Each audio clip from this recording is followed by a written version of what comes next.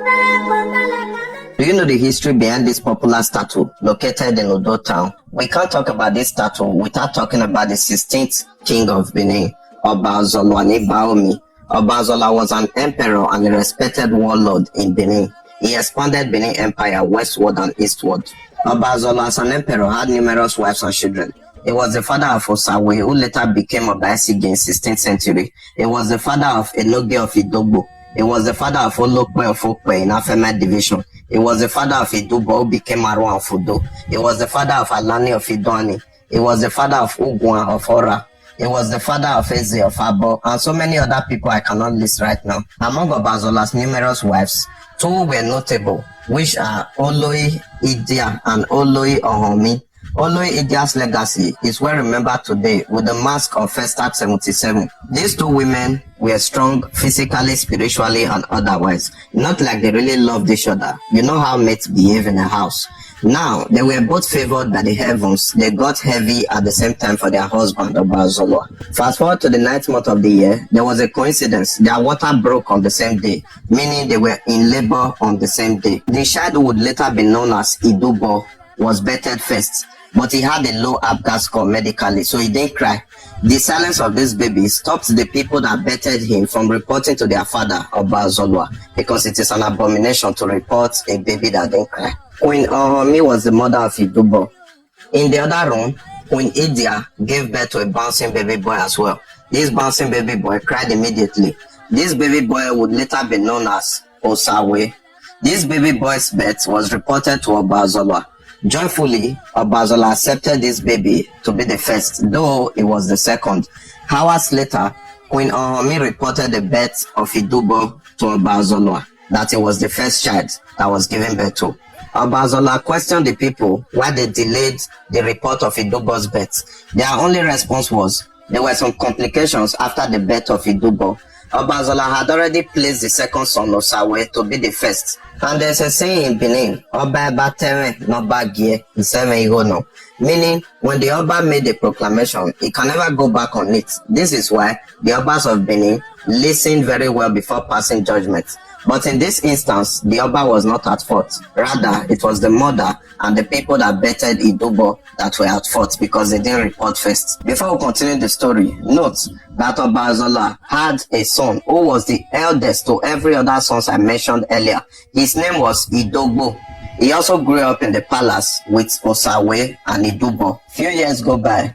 These two young princes grew alongside their elder brother Idogbo.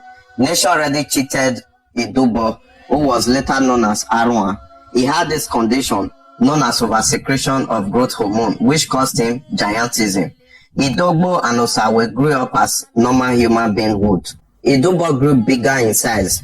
The people in the kingdom nicknamed him Arhuhan Okemezi or Metinemenwe, meaning Arhuhan the giant with excessive strength but less wisdom. Idubo, who is now known as Arhuhan, was not happy with the fact that every day of his life he had to see his younger brother Osawe as his eldest. Arhuhan confronted his own mother, Queen Ohomi, so many times about the circumstance that surrounded his birth and why he was cheated to be the last. Before we go further, I'll take you all back to 1299 AD. During the reign of Oba Udagbedo, there was a pond opposite the palace of Benin called Agbodo Pond.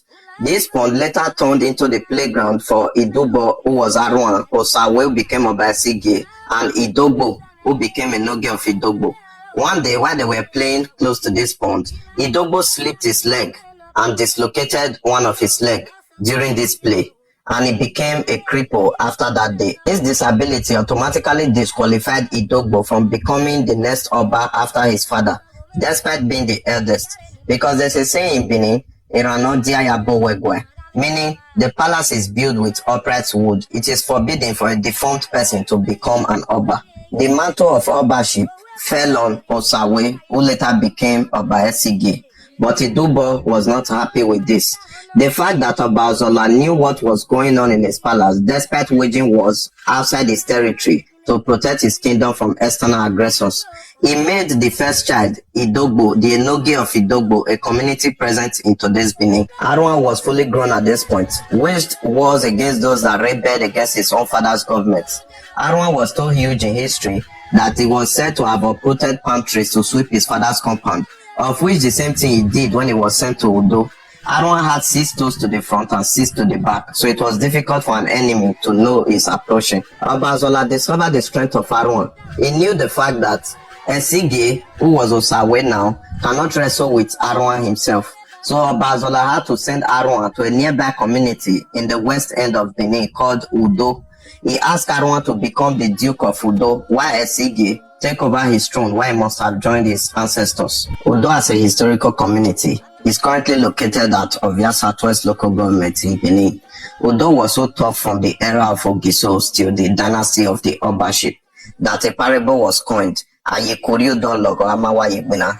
meaning going to Udo with a playful mind or a joyful heart is difficult, talk more of going with war. This was why Obazola sent his powerful son to become the duke of this community. Arhuhan agreed with what their father said, Obazola, that he would go to Udo, but he made his brother Osawe to understand that in time to come he will make Udo the capital of Benin.